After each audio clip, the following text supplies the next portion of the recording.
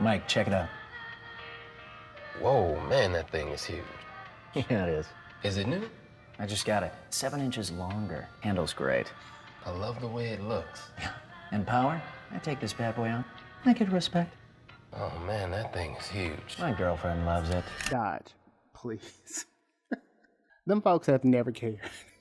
As I was doing this video and really looking at Dodge and trying to understand the Durango and what made it a rebel, let me tell you, them folks at Dodge do not care. They don't give a The Dodge Durango, for many of the SUVs in their nameplates, has probably stood the most loyal to Dodge, as it has gone through many trials and tribulations over the last 30 years. But the Durango, for its earlier time, was much more popular, and for its time was truly the muscle car of SUVs. But as time is going on, and during a few recessions and some other mishaps and controversies, the Dodge Durango has not sold quite as well, but still sold well enough. And in this video, I wanted to explore that. What's up, guys? My name is Chris, and welcome to The Breakdown, where we talk about everything cars, news, and reviews. If you're new to the channel, welcome. If you're not, welcome back. So if you know me, you know I have done many of these videos, and not once in the history of you-know-what-them have I found out that the Durango was as special as it was. The Durango is the full-size SUV offered from Dodge, and out of all the offerings that they've had in the past 30 years, none have stood tried and true like that of the Dodge Durango. Initially based on the platform of the Dakota and then evolving into another platform based on the Jeep Grand Cherokee, the Dodge Durango continues to remain a staple in the Dodge lineup. In the entirety of its entire production, nothing has shown more that the Durango has nothing but attitude.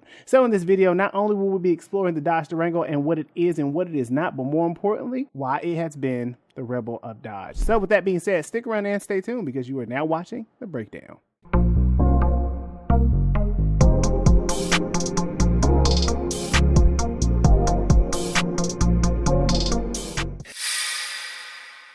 Before we get started, this video has been brought to you by TireRack.com. If you're interested in a new set of tires today, click on the link in the description below. And with that being said, let's go ahead and get to the video. So last week, I offered you guys a proposal of a few videos to look at. And of course, what outwon everybody was Cash for Clunkers. But what came up in second place was the Dodge Durango. And while it came in second place in my voting polls, it has not come in second place in performance. So the Dodge Durango was initially conceived back in 1995 when Dodge wanted to create a rather small but niche little pocket of cars or trucks called SUVs. Now, if you don't know anything about SUVs, they are controversially, whatever you want to call it, a way for a lot of car makers to avoid tailpipe emissions, and that is actually how we got the initial sweep of SUVs. But all of those things aside, SUVs during the 90s were kind of unseen. Many of them were very body on frame. They were truck based. They were not the grocery getters that we know today. And in its inception, it was very small. Not too many people had SUVs. General Motors with the Chevy Blazer, Jimmy and Bravada, as well as Ford with the Explorer. And of course, they've had the Tahoe and they've had the Expedition, those big full-size 3-row SUVs. But the only thing they had at the time was the Dodge Ram, the Dodge Ram Charger, as well as the Dodge Dakota. Now, the Dodge Dakota is the initial basis of all of this. Based on the Dodge Dakota, the Dodge Durango was one of the more interesting stories. So in its initial run, it was developed by Dennis Miles, who also developed the concept for the Power Box, as well as the Power Wagon, which was supposed to be a takeaway from 1946. But all of those elements combined, the Dodge Durango was developed in 132 weeks, which means by 1997, it was running completion. And the way that they were able to do this was consolidate a lot of the different departments and arenas into one setting. Back then, the Dodge Durango was built in Newark, New Jersey, and that was where a lot of the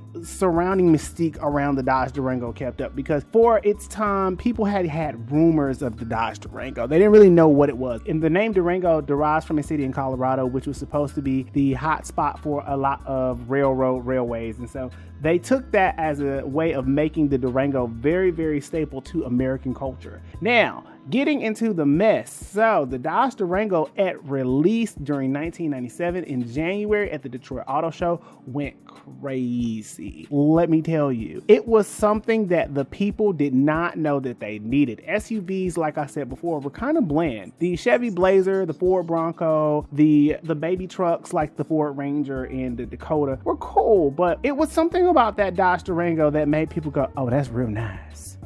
That's real nice.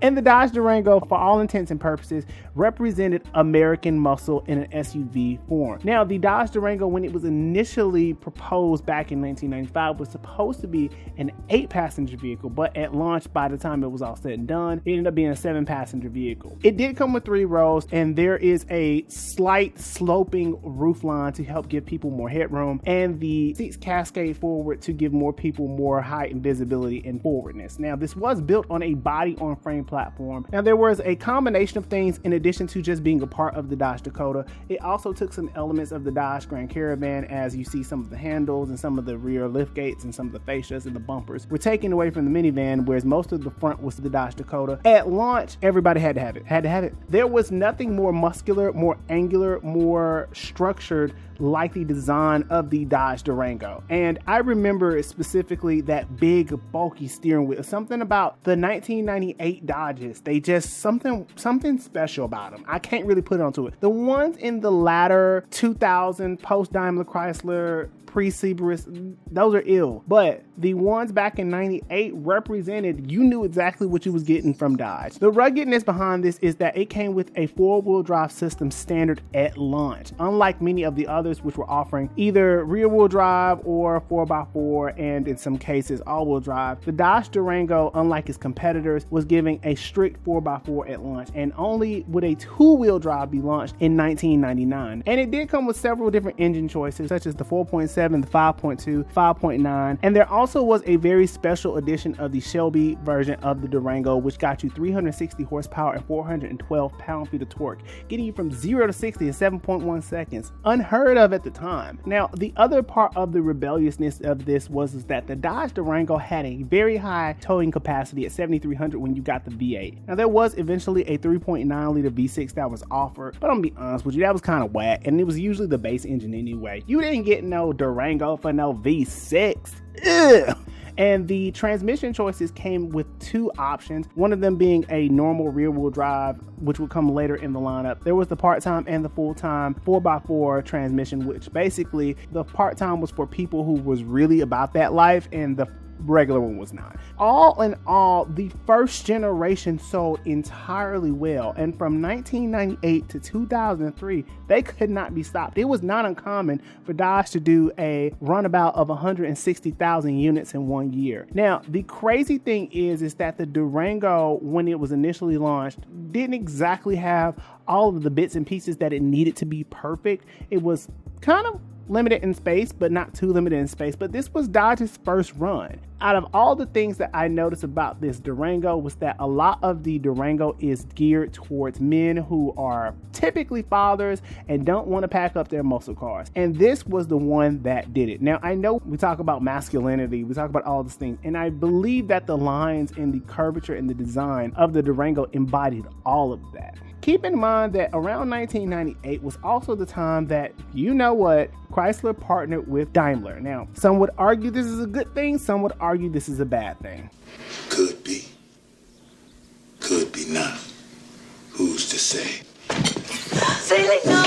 But by this time, Chrysler decided that they were going to change things up a bit because they needed Dodge to be profitable. At the time that the first generation was released, it was not exactly a full-size SUV. It straddled the lines between full-size and mid-size because they didn't want to be anybody's classification. Dodge wanted to do what it wanted to do. And that's exactly what happened. We did get a concept prior to the second generation, and that was around 2001. The Powerbox concept was a very, very, very special point because it represented the power of hybrid. Now, getting into some understanding, this is supposed to be a natural gas powered hybrid engine, getting you roughly around 250 horsepower, but it did give all of the possibilities of what hybrid technology could get. And this was well before hybrids were even considered to be a thing. Around 1997 is really when we see the first 2 hybrids, which would be the Insight and the Prius, let alone a Durango hybrid. So that was truly something that was beyond its time. And that Powerbox concept would actually set the tone for the Durango and the Ram upcoming. Now, getting into it, 2003, we're tapering off. We're looking into a new Durango. We're looking into something bigger, bolder, longer. I don't like that. But that was the campaign for Dodge when they initially launched the ad. Now, when I say them folks didn't give a don't give a f. Do I look like I give a f? Because I don't. Looking into the marketing, Dodge has always went against the grain, and they'll tell you in their ads that they don't care. Yo, whack.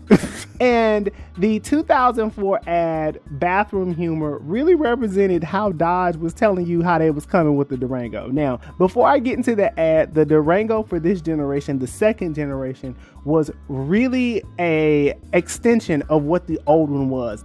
Dennis Miles once said during his time of the unveiling of the second generation, a lot of people said that this was similar to the old generation, but different enough to be the new generation. And he found that as a compliment. But the second generation was very different in that it was bigger, it utilized space better, and it gave a bigger engine. This is the first time we see the introduction of the 5.7 liter HEMI. And this is the first time that we see an SUV from Dodge have that same engine. Now, keep in mind, this generation is still body on frame, fortunately, as they have not developed into the unibody, and the unibody chassis is oftentimes used for more efficiency as opposed to a body on frame. So 2004 is really when Dodge is kind of on the up and up, and now that this new Durango has unleashed, it went crazy, and so crazy that they had a big marketing campaign called Bathroom Humor, and that didn't go over too well with the people. This campaign essentially was basically Dodge's way of saying that we are here, we are new, we are different. And if you look at the initial versions of the advertising campaigns into this one, Dodge was completely off the handles. Now, this was developed by the ad agency BBDO in Troy, Michigan, and this commercial in particular had a lot of adult humor. And nonetheless, this particular ad, when it revamped at some point, when the final version of this ad came out, it was basically toilet humor and guys talking amongst themselves. But the whole joke was that it was supposed to be a play on word, demonstrating that the Durango was getting bigger, stronger, and longer, and I say that with the most cringiest face right now. But with all of those things said, the Dodge Durango was big. It had upped the power to 335 horsepower. It was a big deal, and so Dodge wanted to let the people know that regardless of what was out there, nobody was touching that shit. They had that shit on. It was bigger, it was bolder, it had 335 horsepower, 370 pound-feet of torque from the 5.7 liter HEMI. It also was capable of towing 8,900 pounds, which, considering it was an SUV, was truly crazy. The second generation really was the product of Daimler-Chrysler, and the design was a little bland. I'm not gonna hold y'all, but in terms of performance and practicality and boldness and ruggedness, and it was the muscle car of SUVs. But that's not even the best one to hit. And there's a really good video by Mar Speed who does a great breakdown of the Durango. I'm gonna leave that in the description below. The SLT, the SXT, and the RT are really kind of the staples of the lineup. Now, before we get to the third generation, it's important to remember that Chrysler also had some vested interest in the performance of the Durango. And the forgotten love child of Dodge and Chrysler, even though they're sister brands, is the Chrysler Aspen. Now, unlike the last Dodge, this go round, the target market was clearly targeted and demographic to... You just made that up. No. Demographic, I made that up. To men who were in their mid to late 30s who, again, did not want to give up their muscle cars but needed an SUV, and that's what this was. The Chrysler Aspen, on the other hand, was really targeted towards women. It really wasn't talked that way. But aside from the 300, Chrysler's entire brand is focused on softness, luxury, poshness, and the Durango is the antithesis of those things. And so Chrysler had betted that with a softer, more plush style SUV, that the Aspen really could be a more profitable opportunity for Chrysler, and they took the Dodge format, and that's why it didn't work, because it was supposed to be a softer version of a harder version. And the innuendos just go crazy today, but it was supposed to be a focus on people who are pretty much looking for more luxurious amenities. But I'm gonna be honest, the Chrysler Aspen, even though it looked identical to the Dodge Durango, it didn't have the sauce. didn't have it. It didn't sell anywhere near what the Dodge Durango was selling. By comparison, the Chrysler Aspen only sold 68,000 units, whereas on average for the Dodge Durango, it was very easy for them to sell 100 to 150,000 units in 1 year. Part of that was the marketing because Chrysler had a little more investments into it, but to be honest with you, it's just that the Chrysler Aspen was fugly. I just don't know what to tell you. If they had to change the styling and the cues, it would have made a difference. Now, remember when I said that the power box concept was very important to the Dodge Durango in later iterations? So around 2005 is when General Motors and Chrysler began to partner up to develop a hybrid, and eventually Mercedes as well as BMW would all collectively work on trying to joint venture and get this thing together. Fast forward into 2009, and then we have the Durango hybrid. The Durango hybrid is long forgotten, and there was a Chrysler Aspen hybrid as well. And the reason why it is long forgotten is because it wasn't well marketed, and it came before a time where the SUVs were really on the falling flat area of the graph, because at this point the housing crisis of 2008 has taken over, and Chrysler just launched this Chrysler Aspen hybrid, and Dodge just launched this full-size SUV hybrid, and now everybody's looking crazy because SUVs aren't selling because gas is high as giraffe coochie.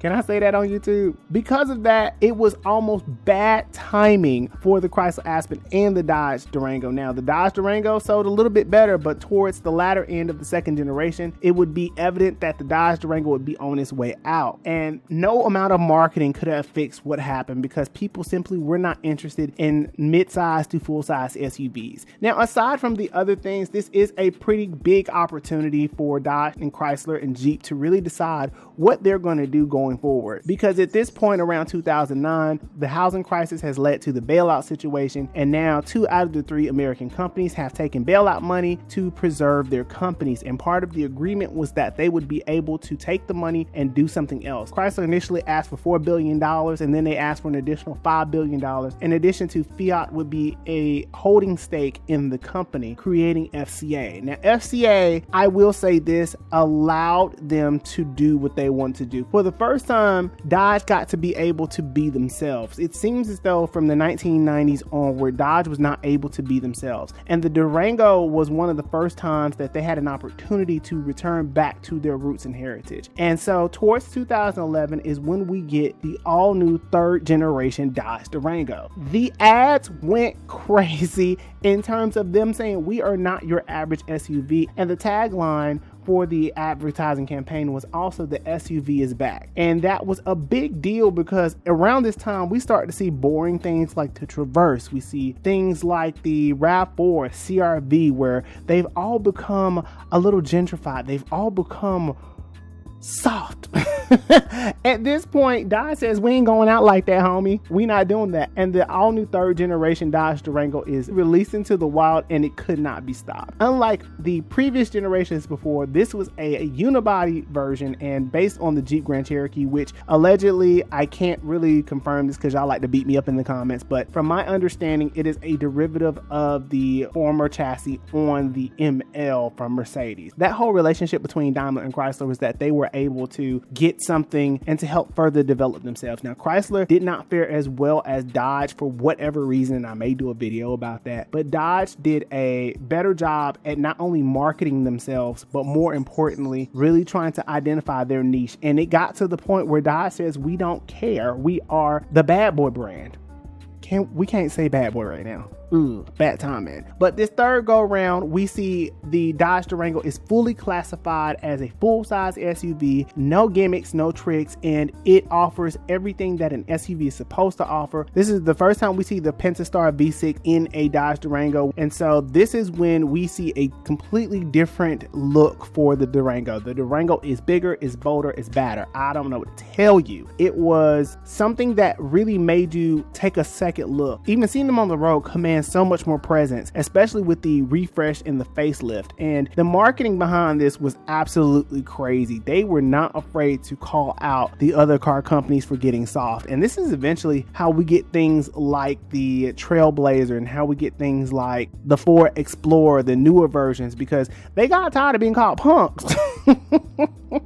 Outside of the Pentastar V6, everything's V8, babe. We roaring, we bussing, we power. That's all we are. And in truth, this is really the first pinnacle moment that we have the Durango solidify as legend status, because many of the other SUVs that Dodge put out, they didn't make it. I want to put out that we have evolved from going from a 4-speed to a 5-speed automatic. And this is also one of the first times we've evolved from going from 4 and 5-speed automatics to 5 and 8-speed automatics. The real pinnacle that solidified the Dodge Durango, motherfucking Hellcat.